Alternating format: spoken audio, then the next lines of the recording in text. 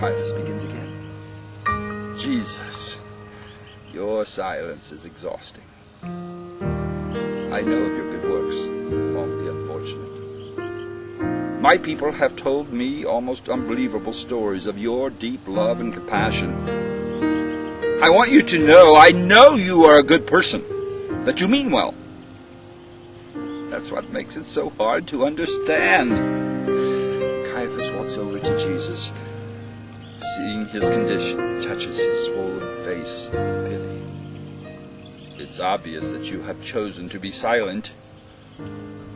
But I have one question that nags me more than any other. It's not a question to argue over. It's simply personal. And Jesus looks at him deeply.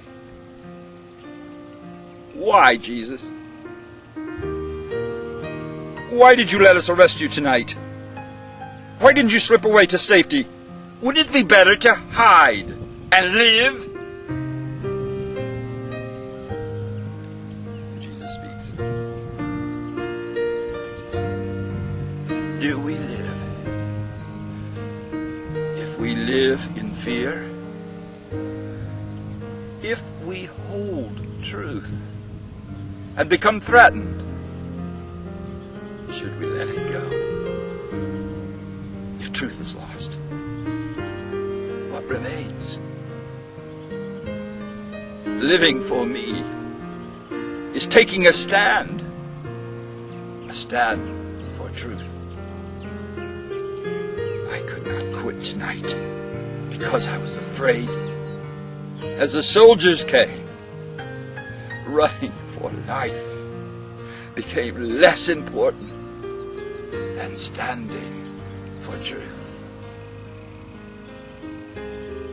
Truth?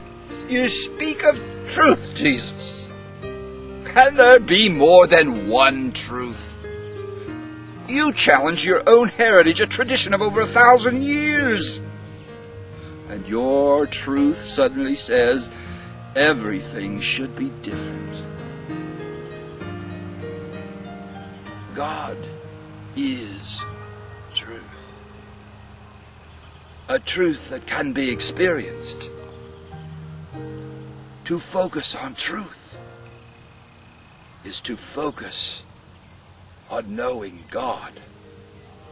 Oh, Jesus, your truth is heresy. I ask you again. How can you be so wrong and not know it? How can you be a blasphemer and a heretic? Jesus looks up at Caiaphas, into his face, begins his final words. If my understanding of truth is heresy, and you're right, I am a heretic. But what choice do I have? God has given me a love for truth. A love for truth in a world that is so filled with pain and sorrow. A world filled with emptiness and hatred. But amidst it all, even now, underneath a canopy of stars, there is always the beauty of truth. Oh, truth is so very real. And God is very real. And God's love reaches out to touch all our lives. I have tried to stand for that truth, so that God's love can transform us all. It has transformed me and everyone I have touched. And he looks up into Caiaphas' face. And it can transform even you. Jesus looks into his face and then slowly drops his head, falling into semi-consciousness. Caiaphas moves closer, looking at Jesus,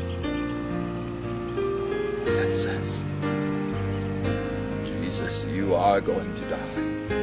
You're in Rome's hands now. I couldn't save you if I wanted to. Within hours, you will be dead. And it will not be an easy death, but long and tortuous. You say it is for truth. I say it is for heresy. One of us is wrong. To allow that you are right would mean the end to tradition as we have known it for over 1,000 years. I cannot let that happen. It is better to let you die, better for you to be wrong. Tradition must go on. Tradition must continue. For society, it is always better for tradition to live on. What do I mean? Truth. Caiaphas turns, begins to walk, to leave. And then he turns again, looking at Jesus.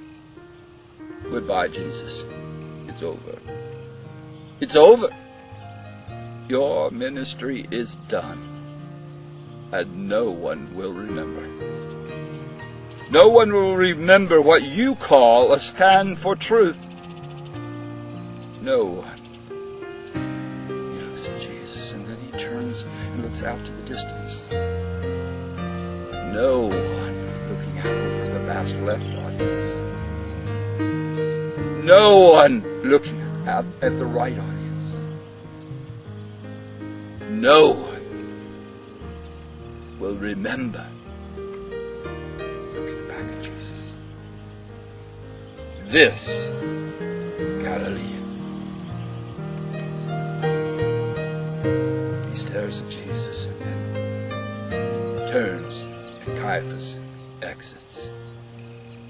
The lights tighten and brighten while Jesus hanging, head bowed down, not moving.